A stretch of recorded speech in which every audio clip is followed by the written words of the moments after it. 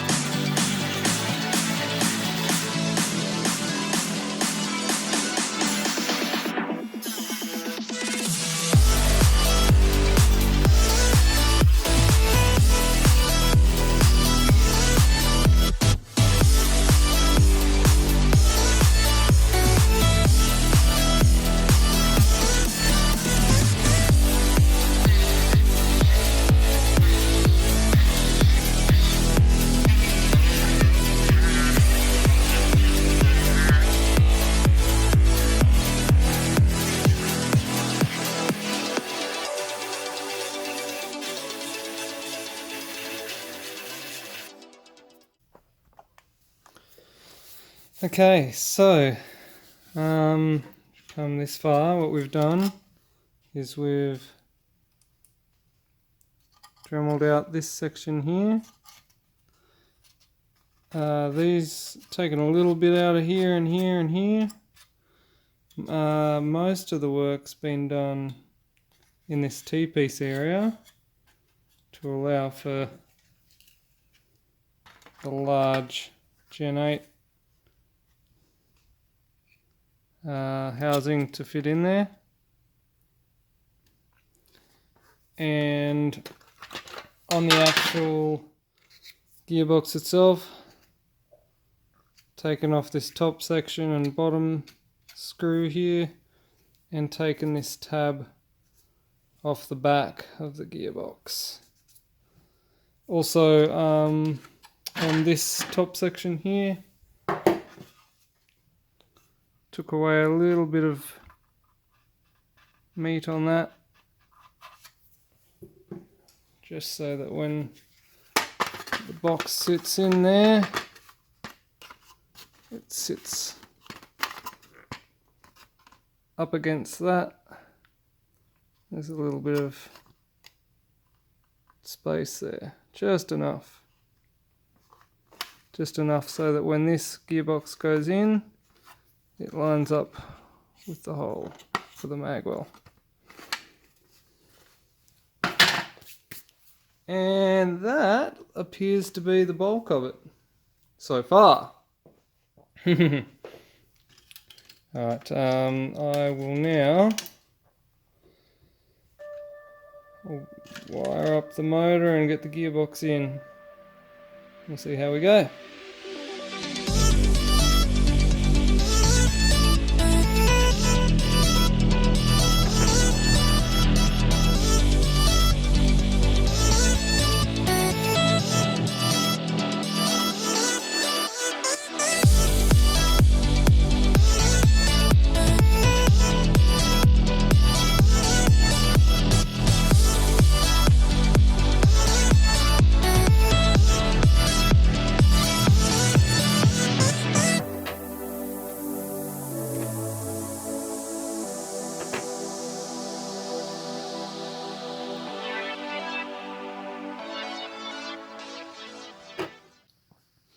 So next thing I got here is an aluminium barrel with a Gen 8 scar T-piece. So that T-piece is off of the scar.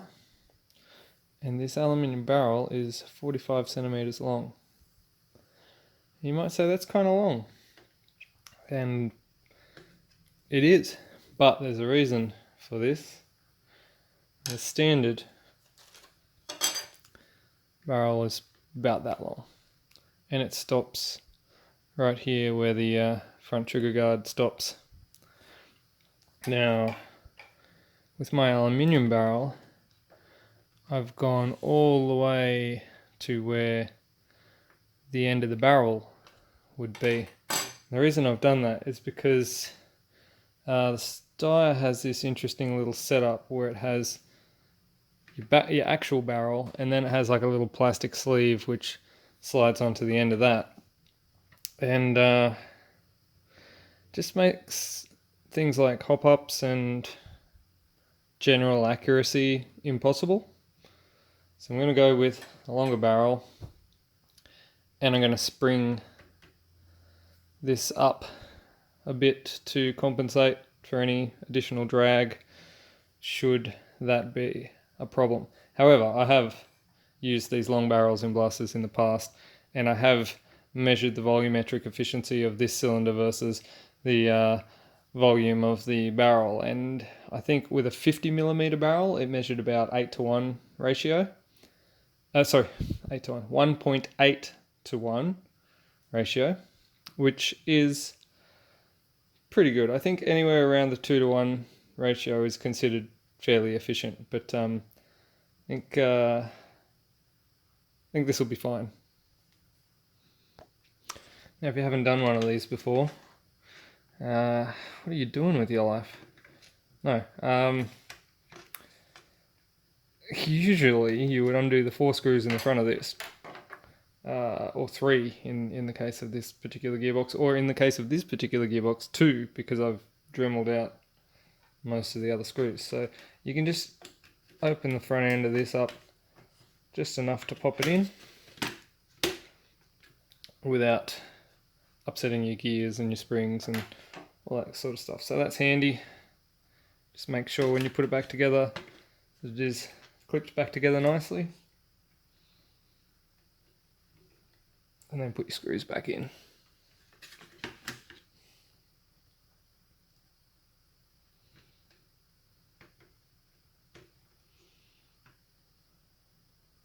You may note, if you can see this, that the position of the scar T just happens to line up brilliantly with where your mag would be. This mag. Let me bring this up here. See if we can get some focus. Alright. Look at that. Brilliant.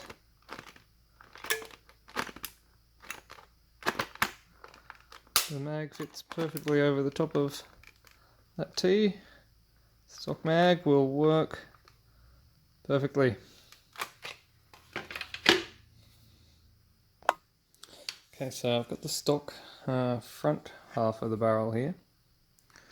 Now, you may see that this plastic tube piece in the front here, that actually forms part of the stock barrel. So the stock barrel would end about here, and then there's just like a plastic tube in here which connects up to there, so that kind of becomes part of your barrel. Obviously it would slide over the original barrel, which would mean it would have to be larger diameter. So the actual tube there, this black tube, is the inner diameter is the same as the outer diameter of your standard barrel. So your standard barrel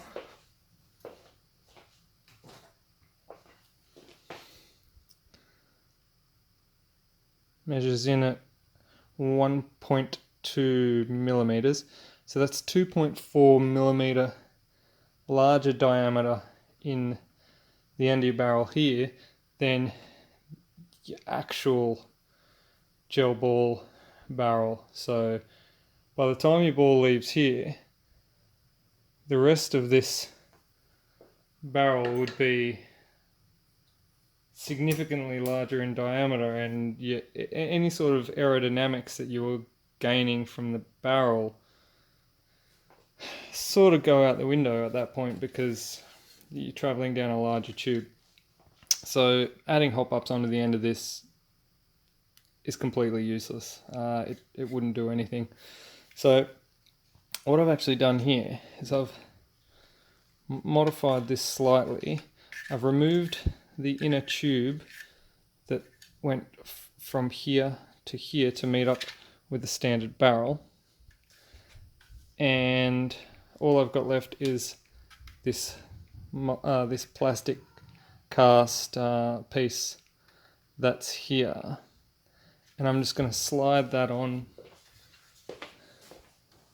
to the end of this barrel, this aluminium barrel. So this should slide on generally. Just got to line it all up, get it all right. There we go. Okay, so now if you can see that, the aluminium barrel now pops nicely out the end there. Now that's obviously poking out a little bit longer than it needs to. Just going to adjust that. Okay, so now it's in a position where the T-piece lines up perfectly with the mag, and the aluminium barrel goes through the stock plastic tube and has just enough stick out to mount a hop up onto the end of your aluminium barrel there. And even with a little bit of modification of this, I think I could get that standard flash hider to fit back on over the top of that hop up, so that it looks kind of stock again. Alright, so I'm just going to put all the screws back in this and get it back together, and then hopefully get a test fire.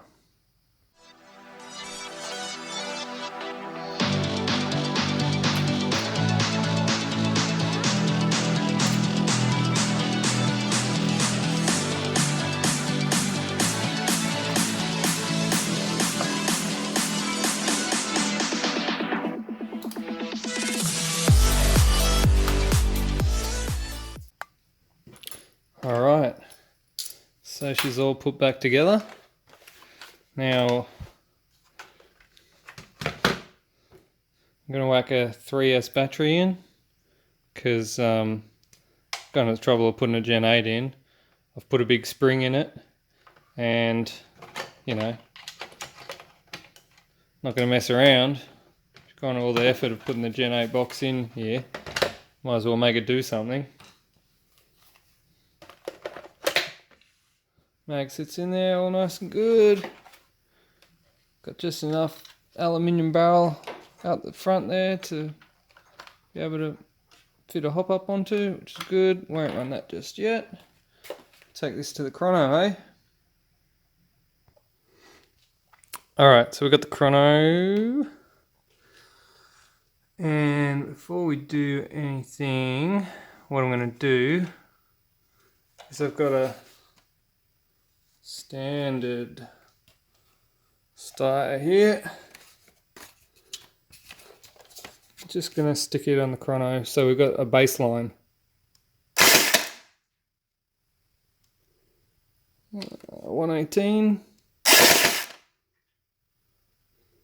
150, 156 that is, 100, 91, 84, 101, 105, 88, 157. Okay, so it's not incredibly consistent, but it was sitting around low 100s with the odd 150 popping up out of nowhere. Okay, now we've got the modified Gen 8 box Steyr. You can tell because it's got the aluminium barrel poking out there. Alright, here we go.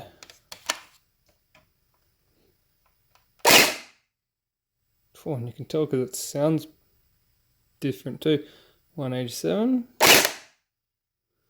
223, 171, 232, 168, 221, 246, 235, 218, 221, 252, 247, 221, 231, 220, 218, 214. What? 340? What? What happened there? Can you see that? 343. I don't know where that came from. 240. 249. 2.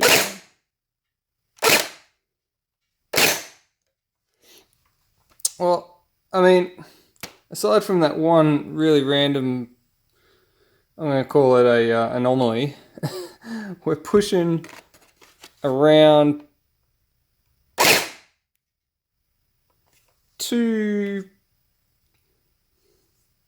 well, it's easily, it's reaching in the 230s and 240s there.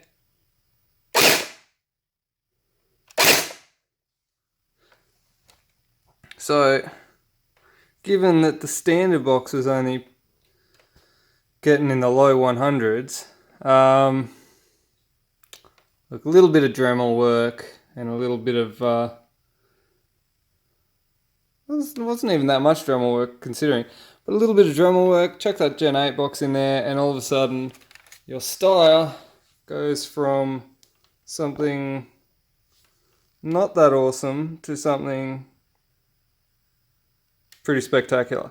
For what it's worth, you can see in this translucent magazine, I'm using Milky's, and I know from my previous video that the Milky's actually chrono lower than most of the other ammo, so so keep that in mind as well. The reason that I'm using the Milky's is because the other ammo I found it was breaking up in the barrel and causing all sorts of dramas with jams and whatnot, but the Milky's are nice and hard and they feed well, and still pushing out 230s to 250s on the chrono. So, man, I think that's a worthwhile upgrade. Get it, do it.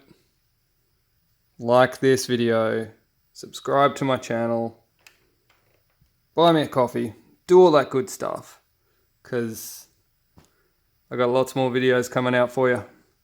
Alright, catch you later.